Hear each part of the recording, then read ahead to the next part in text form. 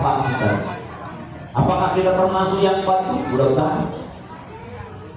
Yang pertama apa itu? Orang yang dermawan disebut namanya sako. Sako itu apa? Tunggu diminta, baru ngasih. Dermawan, tapi paling bawah.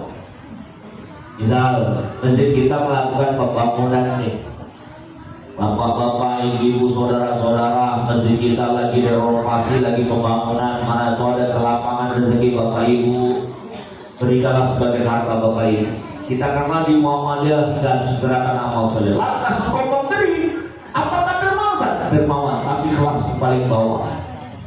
Maka jangan merasa kita bangga ketika diminta harta kau lantas memberi. Itu dermawan, tapi kelas makom yang paling terbawah kawan. Tapi alhamdulillah termasuk dia orang yang dermawan, tapi yang tangga yang paling bawah itu sahro. Yang kedua apa itu? Orang yang dermawan yang kedua itu ulama menyebutnya apa? Jud apa? Apalah kali itu pun diminta. Dia sudah sadar menggerakkan hatinya. Pak Ketua, ya. Berapa saksunan lagi? 1000 sak, aku 500. Berkopi yang mana? Udah aman dari aku. Hasilnya mana? Aman dari aku. Tak pala kali itu diminta. Maka kelas dermawan naik yang kedua. Jadi jangan. Kalaupun ada dari 100 orang mungkin 5 atau 10 orang.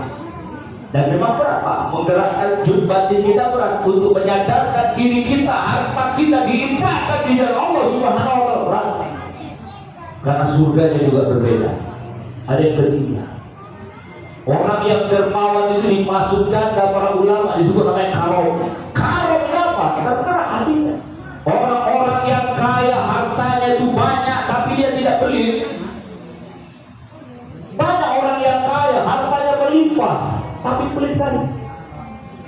Kalau ini tidak, dia ngasih bukan receh. Kalau apa mungkin pernah dikasih orang kaya 100, 200 biasa. Tapi kalau ada orang kaya banyak uangnya kita dikasih mungkin barangkali satu orang dikasih 2 juta, 3 juta. Oh, itu naik kelas karom. Siapa orangnya saat itulah kelasnya Abdurrahman bin Auf, Utsman bin Affan. Utsman dan Abdurrahman bin Auf kaya betul. Tapi namanya selalu disebut baik itu di dunia dan di akhirat. Dan bahkan sampai sekarang pun harta Utsman tetap mengalir. Kenapa? Kedermawan beliau itu sudah disebut namanya karom. Kalau kita diberikan harta oleh Allah jangan beli. Kenapa? Karena kata Nabi, wahai sahabatku, ini Utsman bin Affan kalau nanti masuk surga tanpa hisab. Kalau kita tanya, kau mau masuk surga tanpa hisab atau pakai hisab? Tanpa hisab, contoh Utsman.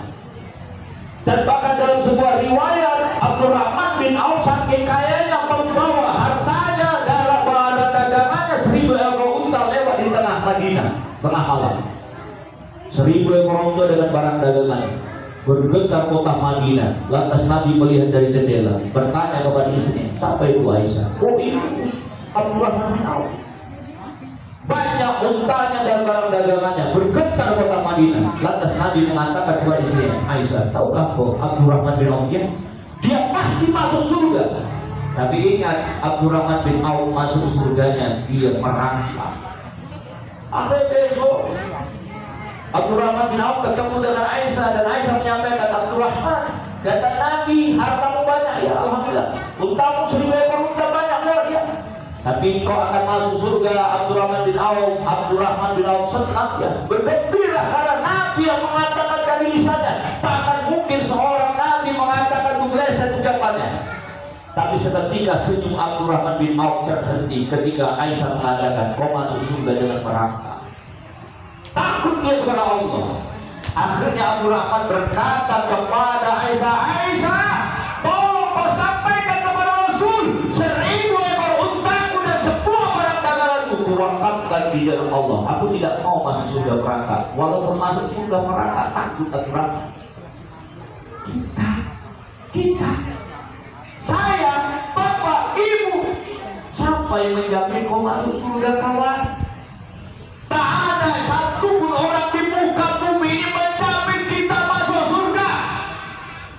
Tapi kau masih bakhil, kau masih pelit di jalan Allah Subhanahu wa taala. Kita sudah melihat masjid kita sedang pembangunan. Mana pengorbanan kita? Kalau ditanya mau masuk surga, mau. Tapi kadang-kadang tak mau kita mengorbankan harta kita. Abdurrahman bin Auf jelas masuk surga, berangkat yang ketakutan. Kita tak ada menjamin, tapi kenapa kita masih pelit kadang-kadang?